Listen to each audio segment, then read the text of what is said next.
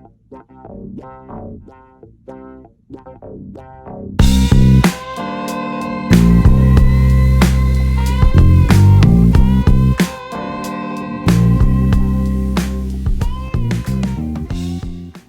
Vinyl community, this is Tim with the University of Vinyl, back with a new video today, and I'm going to continue with what's proving to be somewhat popular, my series on mastering engineers, mastering houses, and I'm going to feature 10 albums today that again have fantastic sound. Most of these were mass-produced albums in the 1970s and into the 1980s. Other than 2 albums I'm going to feature today, they're all fairly easy to find at very, very, very affordable prices. There are 2, the first one and the 10th one that I'm going to feature today, that are becoming increasingly difficult to find at an affordable price. But they each have such an incredible story behind them that they need to be included in this video, because they're also part of the mastering house that I'm covering today. So today I'm going to talk about Kendun Recorders. Kendun Recorders was an acronym for the main guy behind this business. His name was Kent Duncan. Kent Duncan was a sound engineer and a bit of an impresario who started up a recording studio as well as a mastering house called Kendun Recorders in the very early 1970s. Kent Duncan died in 2007, so he's no longer here to kind of share his story. And I will warn you, there is not a ton of information about the man himself online. I did find a relatively brief obit from the LA Times when he passed away in 2007. Interestingly enough, he grew up in Malibu, loved the ocean, and apparently was buried at sea. So a little bit of factoid trivia there for you as well. So, you know, in the 1970s, there was kind of an arms race going around in Los Angeles as far as the recording studios were concerned. You know, we had ABC recording studios in Hollywood. We had Sound City, you know, check out the famous Dave Grohl documentary about Sound City. We had Kendun Recorders in Burbank, California, and 10 to 15 others that I'm not going to mention to keep the video somewhat brief today. But all of these studios were kind of upping the ante as far as trying to attract artists, whether it be the latest gear, the latest sound boards, the latest mixing boards, you know, the infamous Neve boards, etc., lathes. They were upping the ammo as far as their gear was concerned. Additionally, they were ensuring that there were very comfortable places, these studios were comfortable to hang out, and artists were meant to feel welcome there. And all sorts of, Kendun Recorders famously had a soda machine in their main lobby that was stocked with beer. Other places, it was absolutely no problem to ensure that your favorite tobacco of choice was on site, and in some cases, other substances that might help keeping people alert and up into the wee hours of the evening. So let's talk about that first album I'd like to feature. This is probably the most infamous album that was mastered at Kendun Recorders amongst hundreds of albums that were eventually mastered at Kendun. So in 1975, Steely Dan, they were in a transitional period. You know, they had just finished a long tour with a touring band that they had put together for the road after Pretzel Logic. And they were ready to start recording their 4th album, which would eventually become known as Katy Lied. Now, Becker and Fagan, it's legendary. These guys were absolutely meticulous about everything in the recording process, whether it be a certain drum track, a guitar solo, the air between a guitar solo and the ensuing kick drum, and on and on and on. And it also branched out to recording techniques. You know, famously, they had Roger Nichols, a very famous recording engineer who was basically their partner in crime for all those years and all those great albums. And having the finest German microphones was important to them. And of course, finding the right personalities and talent to flesh out their ideas and songs. So with Katy Lied, they actually were trialing some new technology, and it was called a DBX sound reduction device or machine. And turns out the DBX unit had a major flaw, and at the end of the mix down of the album, everything was mixed, ready to be mastered. They did a playback, several playbacks, and Becker and Fagan were appalled. This machine had altered the final mixed down versions of these songs and had put a layer of gunk over the music. So Becker and Fagan went to work. They actually went to Boston to talk to the people that had developed this DBX machine in hopes of trying to figure out a solution. Eventually, Donald Fagan and Walter Becker took matters into their own hands. They hunkered down at ABC recording studios again, and finally, after weeks and weeks and weeks, if not months, came up with a final mix that they thought was acceptable to them. And based on word on the street, they wanted to go get the album mastered at Kendun Recorders in Burbank. Kendun Recorders kind of shot on the scene because they won some business from Stevie Wonder, and they did some early presses, mastering presses for Intervisions. And Intervisions really put Kent Duncan on the map. So Katy Lied, there is an initial first press, and what you're going to want to look for if you want a copy of this album that is the best sounding album out there. You know, this came out in 1975. In 1978, Mobile Fidelity put out a MoFi version of the album, and to this day, there is a lot of debate online. Go Google Katy Lied, Kendun versus MoFi, and you'll see what I mean. You'll probably land somewhere in the Steve Hoffman forum because there's lots and lots of threads about this certain debate. But the consensus is that the first pressing done at Kendun on the ABC label is the one that you want. And you want to make sure that you have the way to know that you have what you're looking for. Double check Discogs, but most importantly, look in the dead wax. You want to see that Kendun stamp.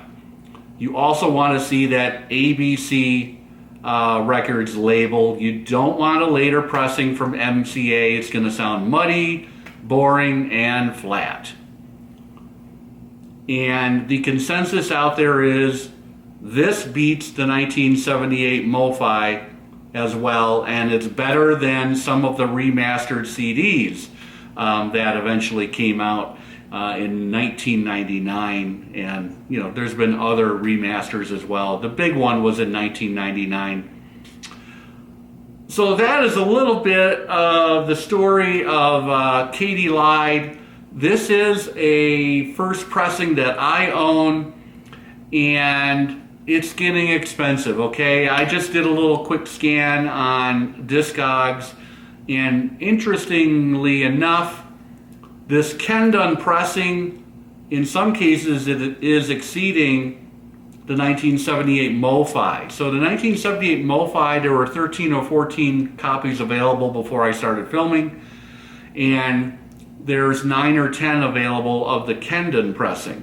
And I think the cheapest one I noticed on Discogs was $50 for like a VG, and up and up and up from there. I had a comment on the Ted Jensen video I did a few days ago, and the commenter wanted to know, what do you think about, the MoFis and the Analog Productions and the other audiophile labels? Are they driving up the price in turn of those original pressings, the OG pressings that came out originally? In this case, it could very well be. But there are also a lot of extenuating circumstances, like I just mentioned, this whole story, that make different albums a unique situation. We're going to talk about. I'm going to bring up the issue of hot stampers as well, a little bit further down in the video. Anyway, 1975, Katy Lied. This is the best pressing that you can find today, and it was done at Kendun Recorders in Burbank, California. So in 1974, Stevie Wonder was in the middle of his incredible run of albums, the classic albums as they're known today, and he put out Fulfillingness's first finale. And what I have here is the Kent Duncan press. Stevie Wonder's people went to Kent Duncan with the previous album in 1973, Intervisions, and went back to Kent Duncan Recorders for the initial pressings of Fulfillingness first finale. I have a hard time remembering the name of this album. Anyway, oh my God, if you put on Boogie on Reggae Woman, you're going to be blown away, okay? And happily, you can actually find this album out there in record shops, antique malls, etc., thrift stores. You may get lucky and find this album for under $15. Just check the dead wax and make sure it's got Kent Duncan in the runout groove stamped, and you're all good. That is the 1974 album Fulfillingness's first finale, Stevie Wonder, mastered at Kent Duncan Recorders. So there's a company on the internet that's been around for quite some time, and they're known as Better Records.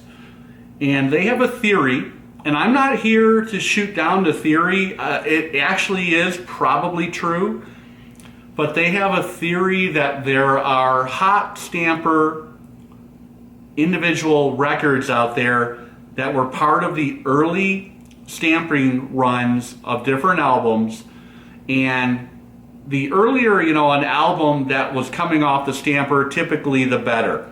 The dynamics are going to be fresh and clean. The way that a stamper interacts with that vinyl compound. Ideally, you want to have things that are coming off earlier rather than later and going through different generations. Back in the 70s, it wasn't unheard of for a record company to use one stamper until it broke. You'll see that Chad Kassem of Analog Productions, they do a very limited run on their actual stampers on their audiophile pressings. I don't have the number to mind. I think it's less than 1,000, and then they switch stampers to a fresh stamper. Anyway, Better Records have built up a business online, and they are identifying, finding, locating, judging what they feel are the best possible examples of different albums. The most dynamic, the most alive, the biggest soundstage. And they're charging a premium for finding it and offering it for sale to the general public at large. One of these albums that is currently on the website, I'm actually going to show a screenshot that I took earlier today, is Fly Like an Eagle. And Fly Like an Eagle has an early pressing that was done at Kendun Recorders.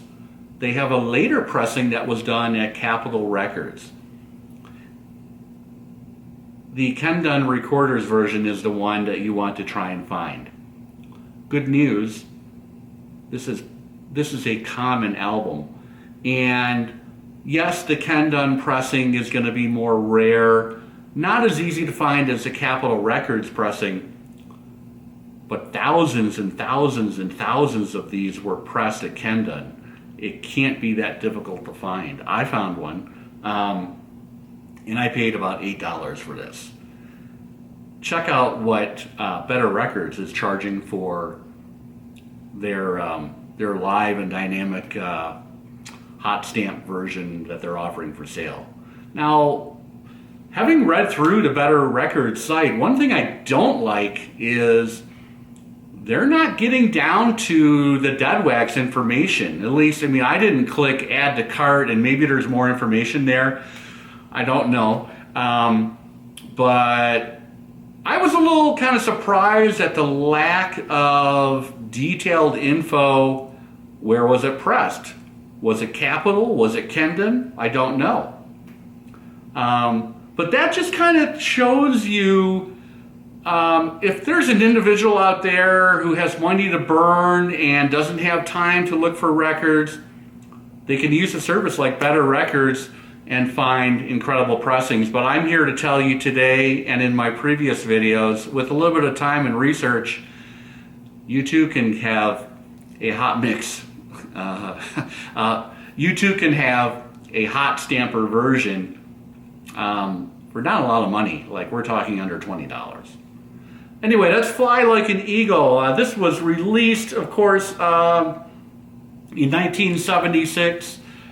Classic Steve Miller album. Take the Money and Run. Sweet Marie is a beautiful song. What else do we have here? Dance, Dance, Dance, Mercury Blues. Go out and see if you can find a Kendun stamped pressing.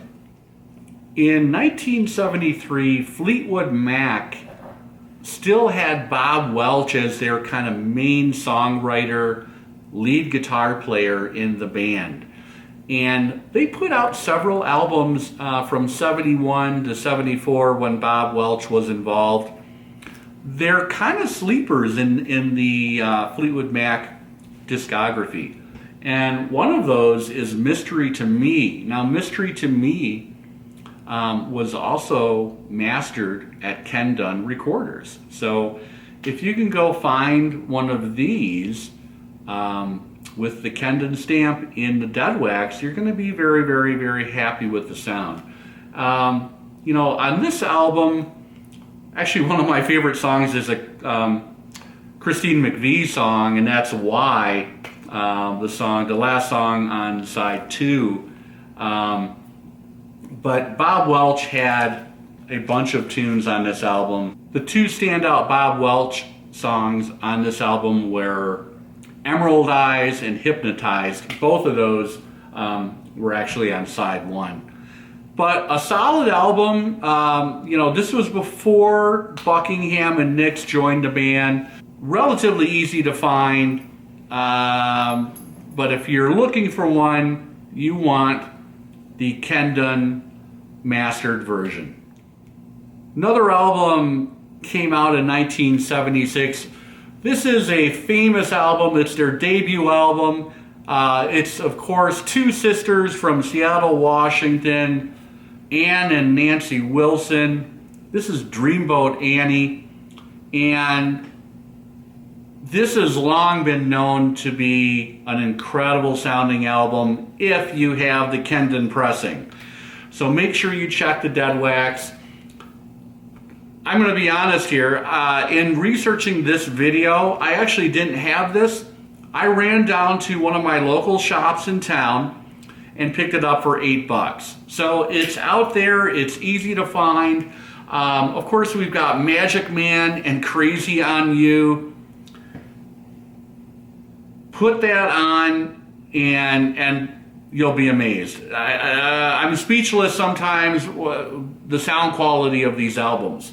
But this is another Kendun pressing, and don't settle for anything less. If Quincy Jones is involved in your album, you know you're on to the big time, okay? And in 1980, George Benson came out with Give Me the Night, and the title track on this album is amazing. The soundstage is huge. The separation of George's guitar and Patty Austin's backup vocal is incredible. Herbie Hancock is on this album. And this album was mastered at Kendun Recorders as well. Very, very easy to find for under $10 typically. All you need to do is find a Kendun pressing. You're going to be a very, very happy person.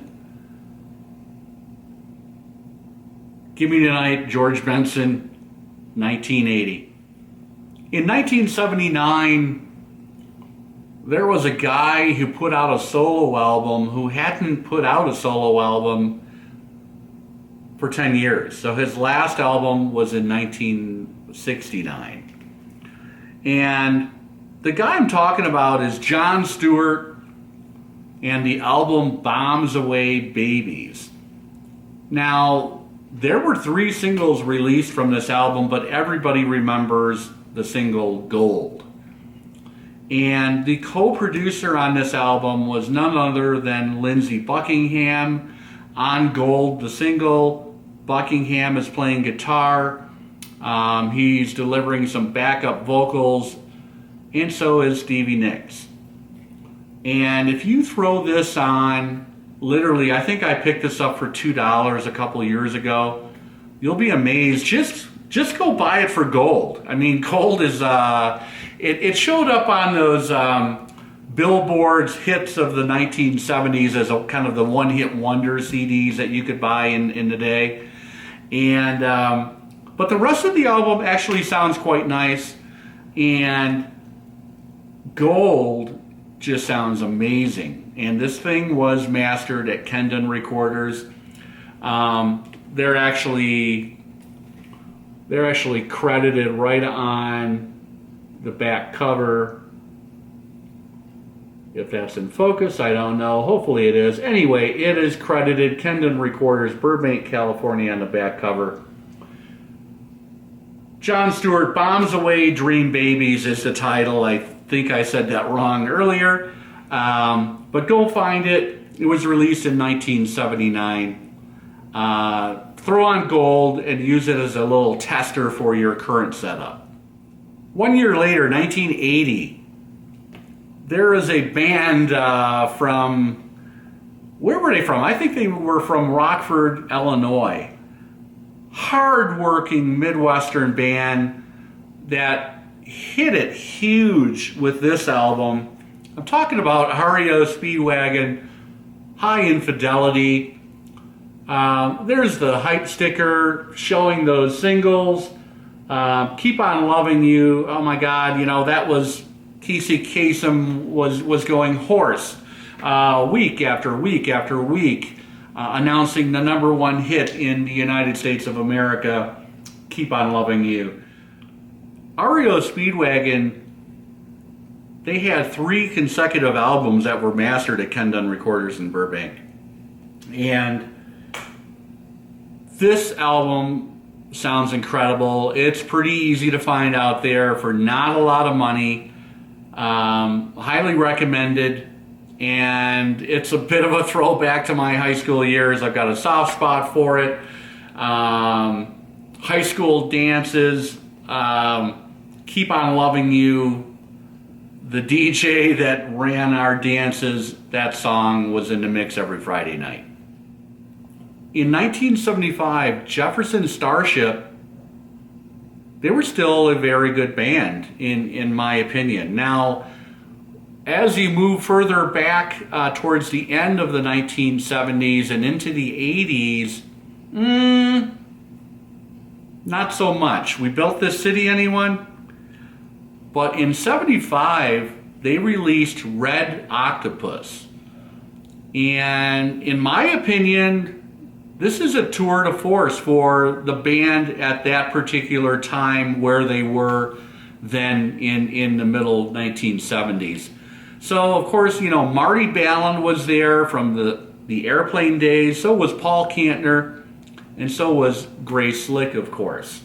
And there's some outstanding songs on this album. Fast Buck Freddy was a song written by Grace Slick and Craig Chiquito, the guitar player. And that led off side one. And then the follow-up song was Miracles, the beautiful Marty Balin hit. And you put on the bridge on Sirius XM, and that song comes up every 2 hours, still today. The other standout track that I love is Play on Love, another Grace Slick standout track, lead track on side two. But anyway, that's Red Octopus. Jefferson Starship did 3 or 4, maybe even 4 albums that were mastered at Kendun Recorders. This is one of them. Look for that Kendun stamp in the dead wax and you're good. This album sounds incredible. So there's 9 albums that we just talked about. They all were mastered, or particular pressings were mastered at Kendun Recorders in Burbank, California.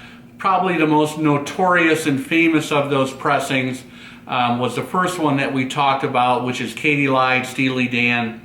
The last one I'm going to talk about, I actually featured in my first, easy to find albums with audiophile-quality sound.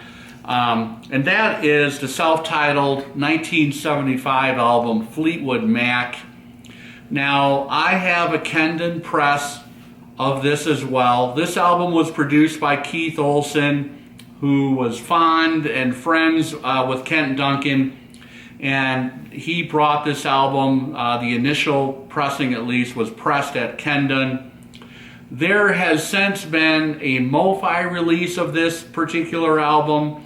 I believe there's been a 45 RPM cut as well, like they've done with Rumors, but several years before Rumors, if I'm not mistaken. There are fans of all 3 of those pressings, but the most votes that I see online are for the initial Kendun press. Now, this, as well as Katy Lied, they're getting hard to find, and they're hard to find in clean condition. This album has got all of these great songs. Over My Head, Warm Ways, those have a lot of quiet passages in the songs. And if you get a noisy copy with a bunch of surface gunk on it, you're not going to enjoy it. So all I can say is keep looking. They're out there, believe me, because I found this out in the wild 2 or 3 years ago, and I didn't pay a lot for it. But I would not go the route of Better Records like we talked about earlier. These are out there, especially for the other 8 albums I talked about, relatively easy to find today. You just have to kind of keep looking and keep looking. That's kind of the thrill of the chase. That's what's behind all this, right? As well as it being all about the music, the chase is a lot of fun. And if you're not having any luck, go on Discogs and see what you can find. Put up, you know, set up an alert for, you know, things that you're looking for. And you never know, you might get someone who lists a particular album for a decent price and jump on it. What's the saying that's going around right now? Buy now or cry later. Anyway. So that is a wrap. That is what we've talked about today is Kendun Recorders out of Burbank, California. Defunct, and sadly Kent Duncan is no longer with us. But the legend lives on. These incredible recordings live on in the glorious vinyl format. These OG pressings are fun to find, and they'll treat your ears right if you can find them. That's today's video. I hope everyone has a fantastic weekend, and I will see you very soon. Take care.